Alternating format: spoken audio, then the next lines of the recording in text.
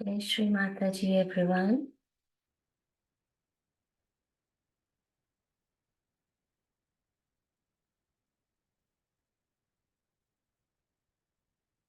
Let us together surrender ourselves to the lotus feet of our Mother and ask for permission to be connected to the Divine.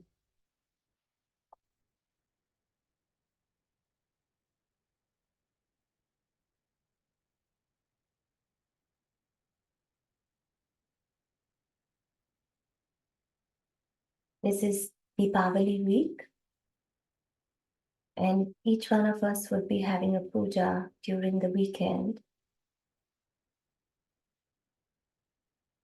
So we can dedicate this week to prepare for Deepawali puja, to cleanse ourselves.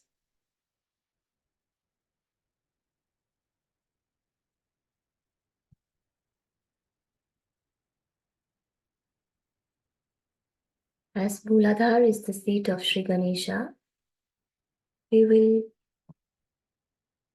cleanse our Muladhara. After that, we will listen to 9 names of Sri Lakshmi as told by Mother, which will be followed by a Deepavali talk by Mother. Let us first put our attention on Muladhara, requesting Sri Ganesha to please take our Muladhara in your attention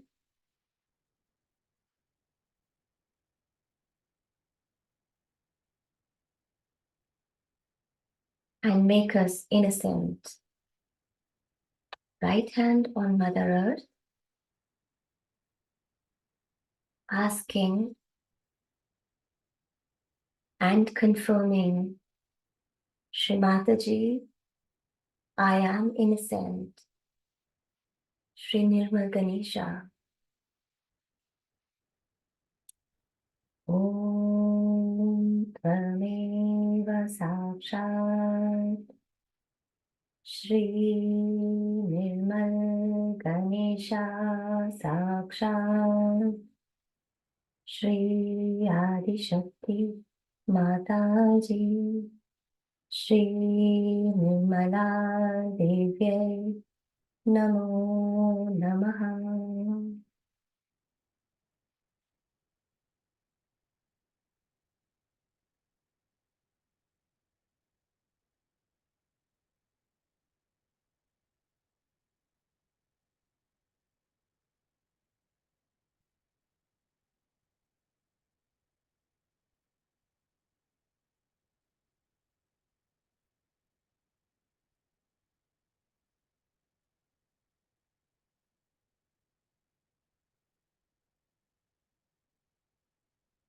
With our attention to the center Muladhara,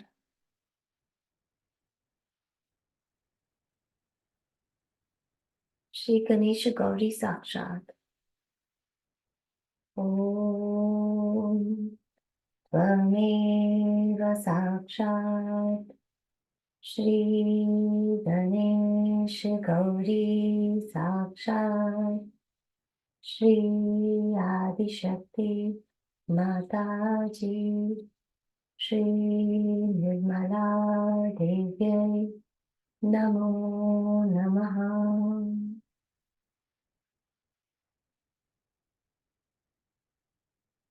Mother, please make me innocent.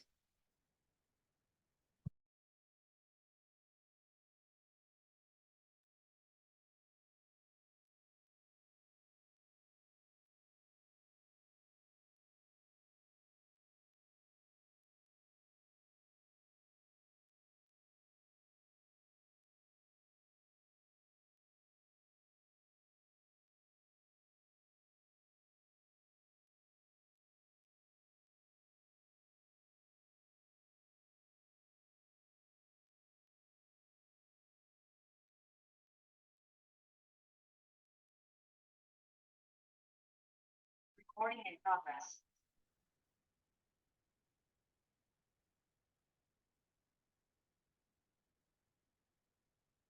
our attention to the right Muladhara,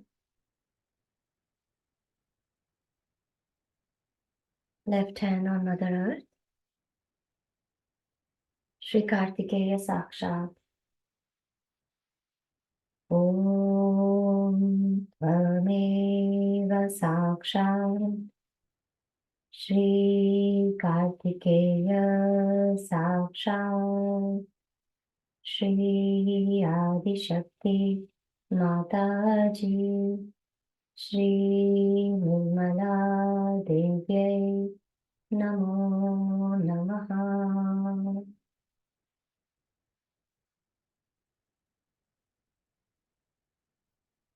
Shri Mataji, please make me worthy of your love and appreciation.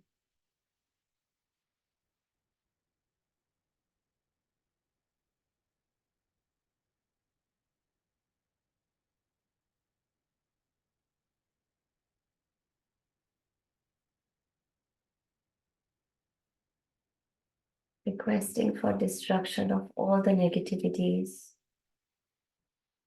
inside and outside us. Sarva Rakshasa Hantre.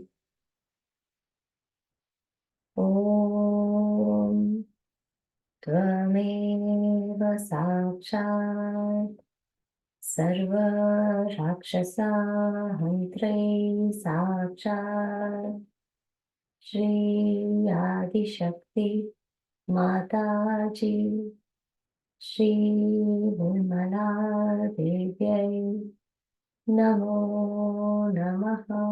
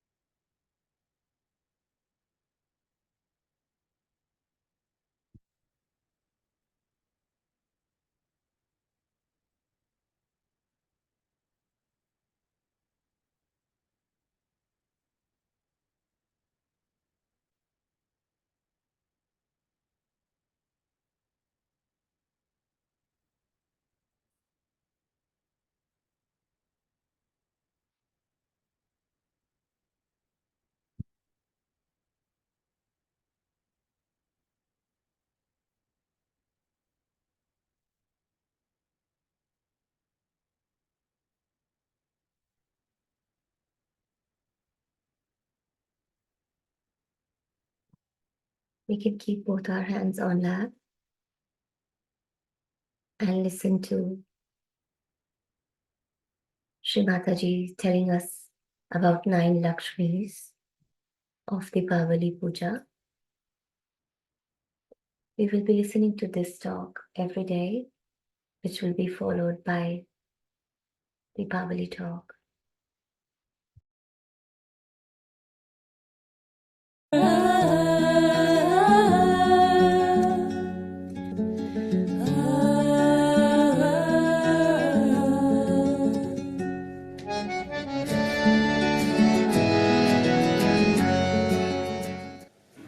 Now, do you know the meaning of all these Lakshmis? Can you tell them? Or should I tell? Now, first is the Adya Lakshmi. Adya is the one who is the primordial Lakshmi. Now, as I told you about that, she came out of the sea.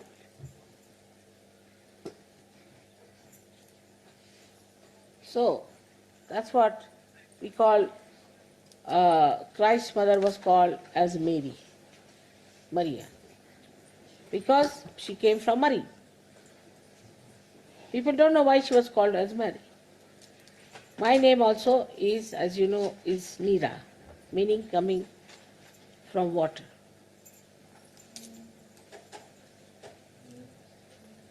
Then the second one is Vidya Lakshmi. She is the one who teaches you the technique of handling the divine power. Now this is to be understood very well. What is a Lakshmi? Lakshmi is graciousness. So she teaches you how to use this power with graciousness. Now, this is what is the blessing going to you, so that you get the power of Adya Lakshmi, by which you become like water. Now, what is the water? It has a cleansing power and it shines. Without water we cannot exist, it's life. So that's the first blessing for you, is that your face shines with Adya Lakshmi, that you become cleansing, and that you can sink all that is material, all that is light can float on you.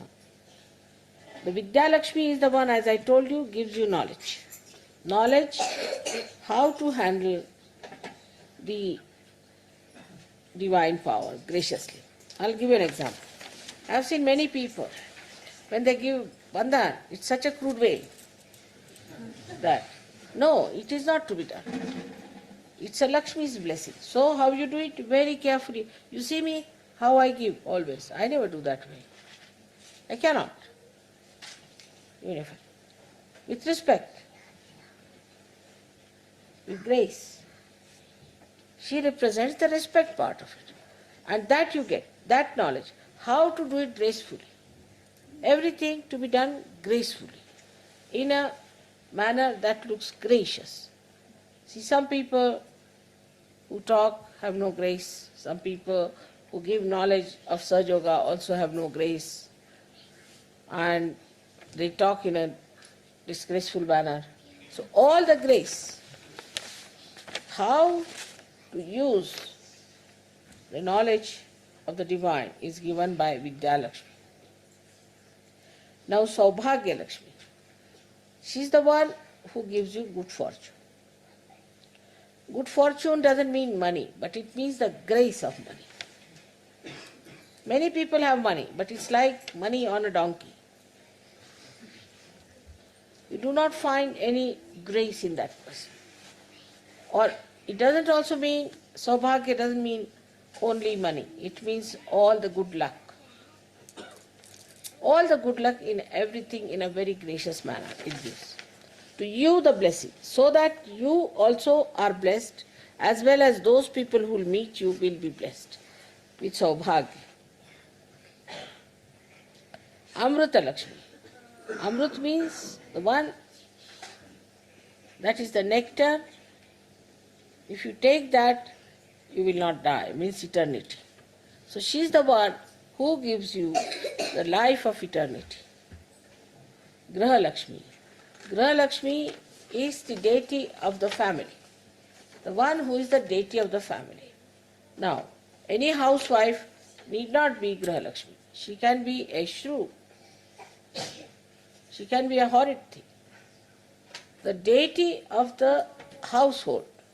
If she resides in you, then you are a Graha Lakshmi. Otherwise you are not. Then there is Raja Lakshmi. She is the one who gives grace to the kings. If the kings behave like servants, then they are not called as kings. They have to behave in a dignified manner.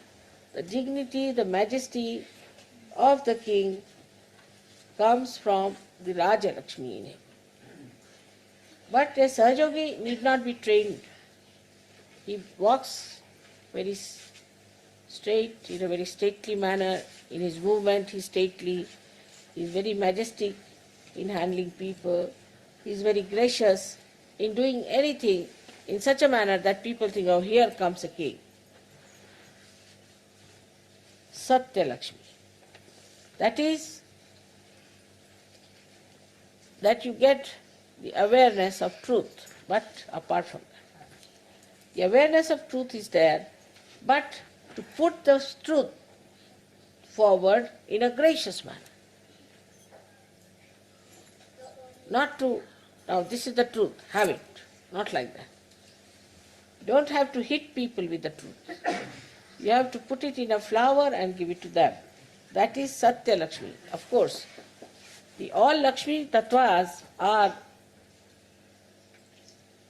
the parasympathetic powers within us, but they are actually expressed in our brain.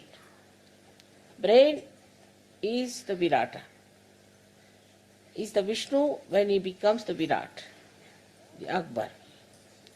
So all his powers, especially these powers, are in the brain. So the brain itself spontaneously behaves in such a manner that people think that this is a special type of a personality. Then we have got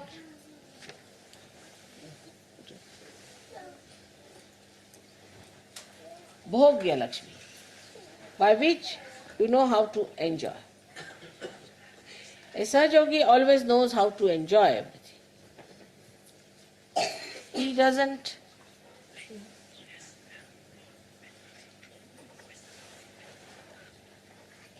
the Sahaja Yogi is never worried type.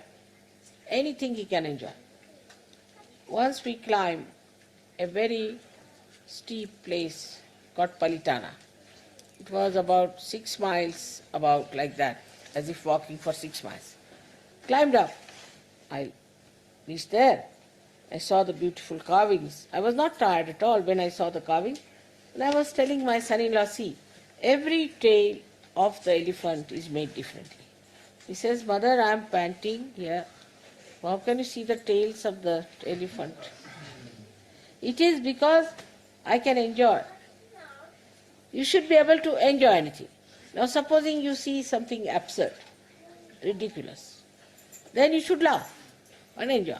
This is the ridiculous thing, you see. This is absurd. But one should not get angry with somebody because somebody is absurd or funny, but should make it enjoyable. So that is the greatest, I think one of the greatest blessings, that she gives you the power to enjoy things.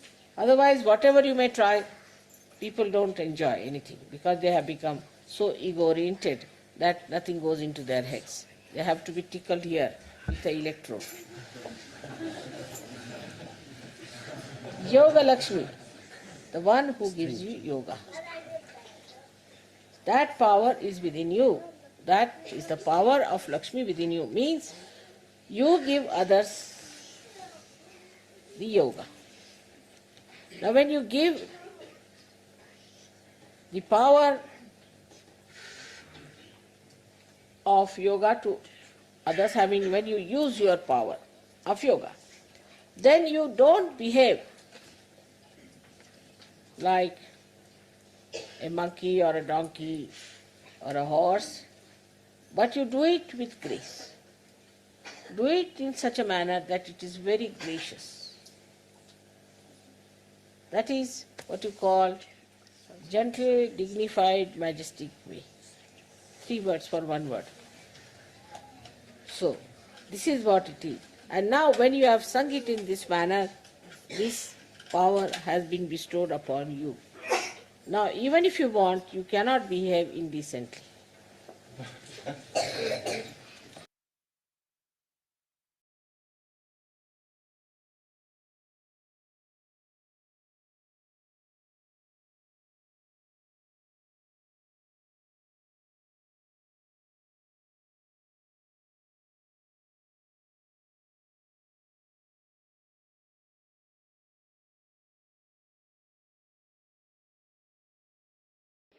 And the 3 processes through which we pass. First is the Graha Lakshmi. Actually, this is celebrated mostly on the 13th day of the moon, where they say that the housewife has to be given some present. And the best thing she can have is some sort of an utensil. So people give her some utensils. Actually, it's a very, I think, a mutual thing, because if you give an utensil, she's supposed to cook for you. It's a very sweet way of suggesting that you cook something for her. Then the 14th day is very important, because that is the day the goddess, as a power, because it was Kartikeya who killed Narakasura, the devil. And he was one of the worst of all. He could not be killed. So Shiva and Parvati were married for the special purpose to produce this powerful Shakti Putra. He is the son of the Shakti, known as Kartikeya. And he was just born to kill this horrible devil called as Narakasura. And he killed. That is the day, 14th day. It's something like Halloween that day. Because that is the day they open the gates of hell and put all the devils into hell. And that's why that day one has to rest in the morning time as long as possible, so that let all the devils be put in nicely, because some of them might be hanging around. See, it's better to allow them to get out. I mean, in the realm that you are, you do not feel much there exists. But if you were in the realm of subconscious area or collective subconscious, you can see even some of the spirits and also can feel their existence. They see the black spots and all that. So that day is very dangerous. But because Narakasura was killed, people celebrate it. That celebration is expressed next year, next day, which that day is the day of Diwali, they say. That is the day they also worship Lakshmi, because they think that that's the day Lakshmi was born on this earth, from the sea, as I told you last time. Then the day of the new year comes in afterwards. Because in India, in the north, that's the time people finish their crops, and they found that day was very good to celebrate the new year. And that is actually more sort of, we can say, is a social thing in India. We need not use that. Whatever suits us, you can have your own New Year, because in the south, in say in Maharashtra, they have another New Year, as I told you, where Shalivahana, this dynasty, started another calendar and they celebrate that. So all these things are, nothing is rigid about anything. One must know, nothing is rigid. Rigidity comes from ignorance. It's all for you, for your joy and happiness. The whole festival system is for your happiness and not for the happiness of the time or date. It's for you. So it should be adjustable according to your needs and understanding, and also according to your national way you live. There should be no addiction to any particular type of culture, a particular type of ideas. It's all for you. All these festivals are for you, not for gods. They don't have these festivals. It's only for you people these festivals are there. And when you celebrate this, that's only for your joy and your happiness. And that's how you should celebrate, in a way that gives you the greatest amount of happiness. And the festivals, all the festivals of the world must be celebrated. The more you are festive, the happier it is. Why miss the chance, you see? So as for yogis, you can celebrate. You can't push yourself in, John. Just move a little this side, I think. Yes, just move a little.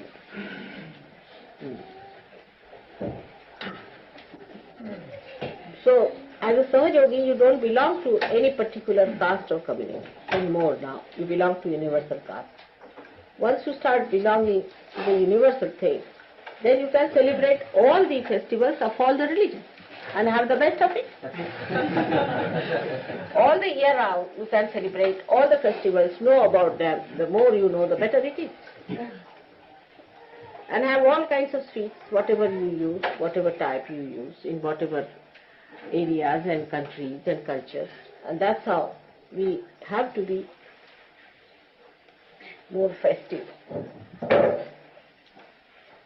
Now, the last day is very important. It's a very universal day, I should say, called as Bhaiya Dvij. This day, or they call it also in Marathi Bhaubij in different names, is the Brothers and Sisters Day. Now, the brothers and sisters relationship has to be very, very strong. And the purity of that relationship is to be maintained. It is not necessary that you should be born as brothers and sisters. Not necessary. But you are born, because if you are realized souls, you are born as brothers and sisters. So that purity must be maintained in the society of Sahaja. Very important. That we should try to develop this situation that brothers and sisters are something very pure. The relationships are very pure. And they should not be at all challenged. It is so much so that even if you call somebody your brother, he is your brother. And the more you develop this relationship, the better your left Vishuddhi will be. Because left Vishuddhi is the relationship with God as a brother or with the goddess as a sister. So, Sri Krishna's sister, as you know, was born to Nand. And Sri Krishna was himself born in a prison. So there was an exchange that took place. They had to replace her in his place. And then when Kamsa, the uncle of Krishna, tried to kill that girl, she went into the sky and like a lightning she said that your killer is still living in Gokul. He's still there. So this lightning that we see is representative of that power which we call as Vishnu Maya, is the sisters. If your sisterly feelings towards women are good and strong, your left Vishuddhi will be very good. It has many other qualities. For example, a person who has a very good left Vishuddhi is a very confident person. Not only that, but whatever he says comes out true. Even by mistake he says something, it comes true. It's a very powerful center, left Vishuddhi is. Such a person, whenever he'll speak, to say criticize something, or to cut down something, or to be against something, then it has the power to crush all that he doesn't want. See, like you can say, Christ, his left Vishuddhi is expressed through his relationship with Mary Magdalene. When he stood up and said that those who have not committed any sin can stone her. So this is his power. The sin of the people just crushed them completely. were finished because the sin was there. And the sin was of left vision.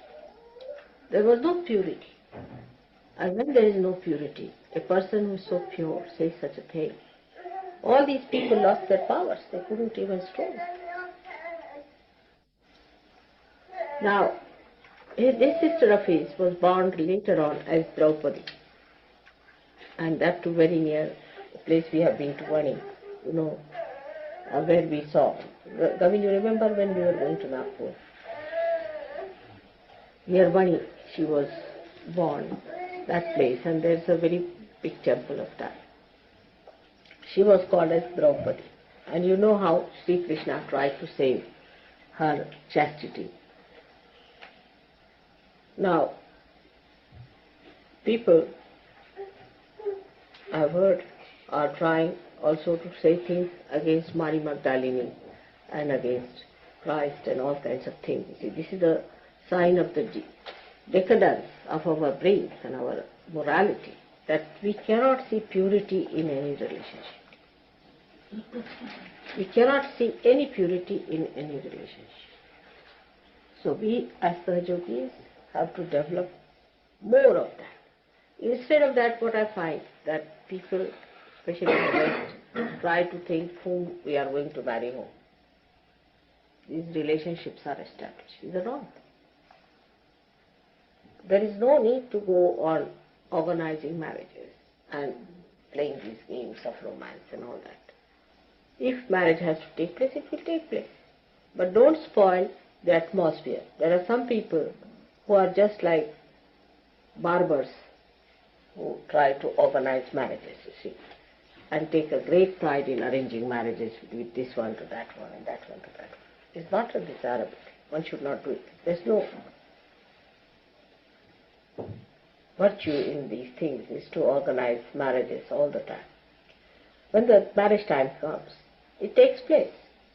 Now at the time of Muhammad Sahib, a big question arose because there were very few ladies, very few men and many ladies of all age groups. And they didn't know what to do, how to save these girls, because so many men died in the war.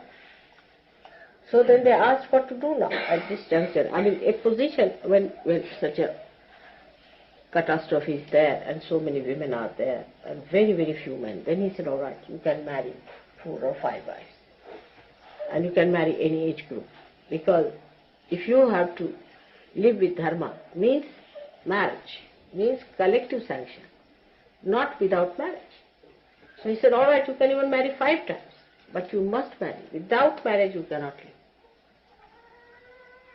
And that is why he was particular that every person should be married and should have no relationship without marriage. It was sin.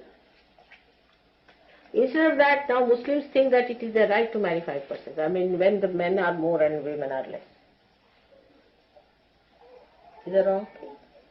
You have to find out a solution. And at that time, the relationship between even the sisters and brothers, he had to delimit because there was a big problem.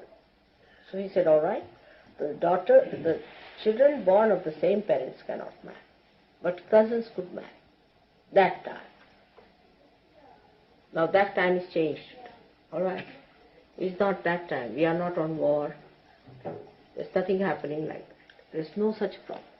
So let us develop now our pure relationship of brothers and sisters. Actually, first time when we had this Diwali function, I asked people to find one sister for yourself. Every gentleman must have one sister, to find out one. And then that is the day I said, let us start this way, that next time when we meet on another day called as, that's a Purnima, Rakhi Purnima, that you tie the Rakhi in the hand, the same brothers and sisters. In India also we did like that and it worked very well. So, but there the relationships are so strong. Once Dhumar, you see, I think tied it to Raulbai. And now even if I say something to Raulbai, he doesn't like. It's to that extent. It's so sweet, you know. And even Ruma's wife respects Raobai as an elder sister. See? It's very sweet. Like that, many relationships are established. And next year, I think Raobai became the sister of one of our trustees who is no more there. And she always carried on all that relationship. And they also, I mean, imagine, the whole thing is that that relationship is so special, so close, and so pure. And such a relationship one should develop with a lady, any woman, or any friend you want to have. And one should remember that it cannot cross a certain limit. There has to have a maryada. Otherwise they become brothers and sisters and then they marry. It's not possible. So we have to have the boundaries. That is very important. In Sahaja Yoga, we have to have maryadas and boundaries. And one of them is this, that once you call somebody a brother or a sister, it's absolutely pure relationship. Little further we'll go with that, and that the relationship with the, as I had told you before, that with your, say, a husband's younger brothers is just like that. They are like your younger brothers, all of them. Husbands, younger brothers, or younger Sahaja Yogis than your husband are. The other way down is for all the ladies,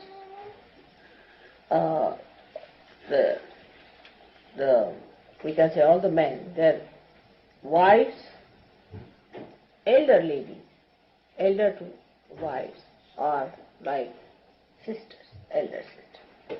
But this relationship is so sweet and gives you a certain amount of understanding how much distance is kept with whom to be free and with whom to have the distance. And this must be maintained in such a beautiful way that this purity is not corrupted. You keep to pure standards.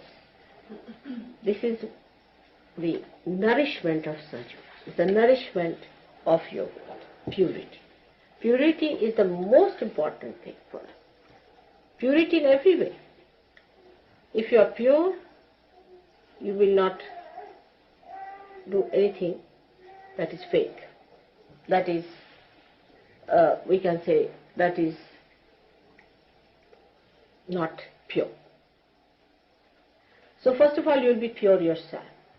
And you will accept purity. You will appreciate purity. Stand by purity. Any impurity you will not collaborate with or try to compromise with. That's why purity is your mother's name. You know that my name is purity. And this purity is such that it pures everything. It just purifies. The purity should be such that it should purify. Otherwise that purity has no meaning. For example, a soap purifies, all right? But you don't purify the soap. Do you clean the soap? I mean, some crazy people might be. I know some people who even wash the tap and also the water. And that's why this water, which is the purifier. Water is the purifier. Water purifies us physically. And also our poisons are driven out of our liver also by water. Water is a very great element in removing all problems. You use water for so many things, you know how you work that. So this Lakshmi, which is purification, was born out of water. That's why she was called as Mary, as I told you. And I am also called as Neera, meaning born out of water.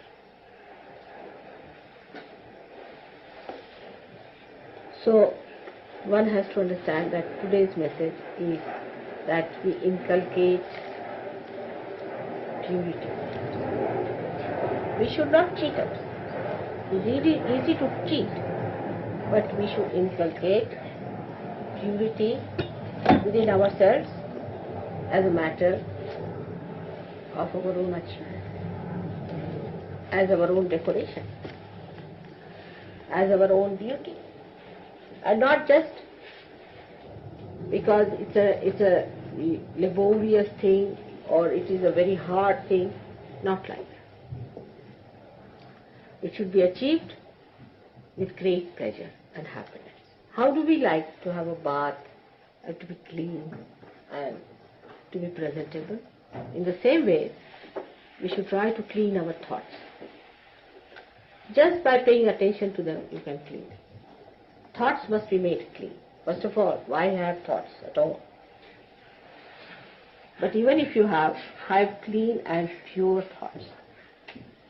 Even if you have to have, don't have thoughts full of arrogance, aggression, or of fear. Some people think that if you have thoughts of fear, it's a very good thing. Oh, I'm frightened. I am afraid. It's impurity. Why should you be afraid? That means you're left with Shuddhi. There's no need to have any fear of any kind. No need to have any fear of any kind.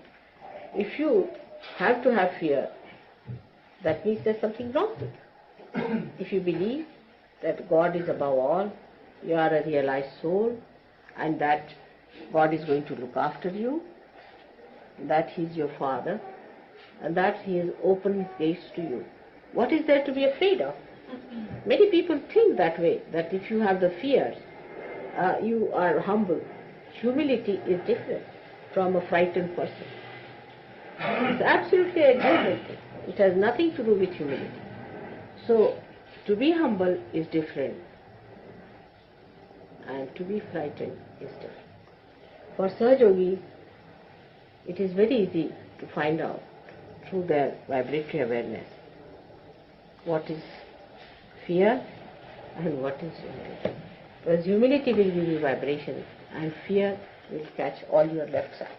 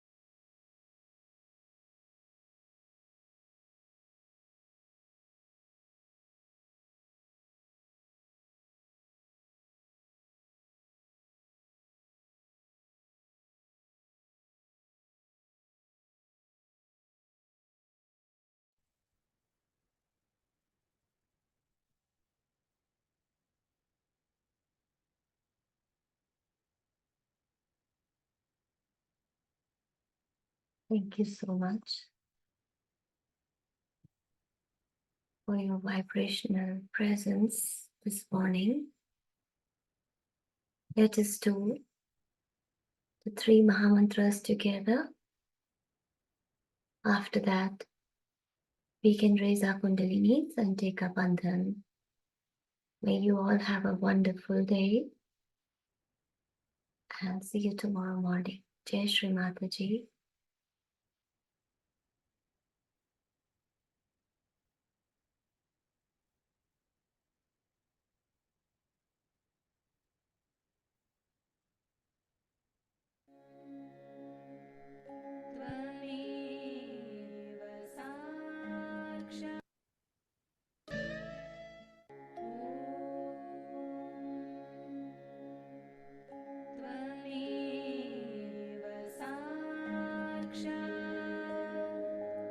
Shri Mahalakshmi